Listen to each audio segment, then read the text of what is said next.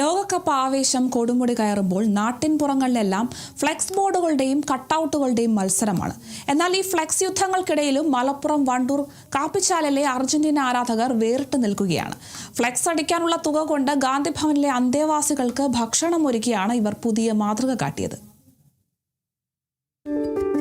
Flex ബോർഡുകളും കട്ടൗട്ടുകളും ഉയർത്തി കാശു കളയുന്നതിനേക്കാൾ നല്ലത് വിശക്കുന്നവന്റെ വയറ് നിറയ്ക്കുന്നതാണെന്ന തിരിച്ചറിവിലാണ് വണ്ടൂർ കാപ്പിച്ചാലിലെ അർജന്റീന ഫാൻസ് അസോസിയേഷൻ ഈ ഒരു തീരുമാനത്തിലേക്ക് എത്തിയത്.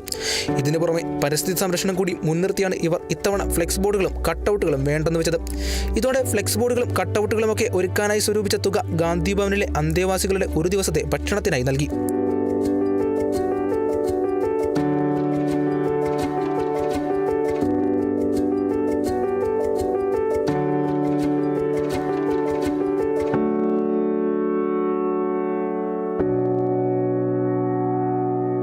ചിക്കൻ ബിരിയാണി അടക്കമുള്ള വിഭവസമൃദ്ധമായ ഭക്ഷണ ചെലവ് പൂർണ്ണമായും ഏറ്റെടുത്തുകൊണ്ട് ഈ ലോകകപ്പ് കാലത്ത് കാരുണ്യത്തിന്റെ വലിയൊരു ഗോൾ അടിച്ചിരിക്കുകയാണ് ഈ യുവാക്കൾ.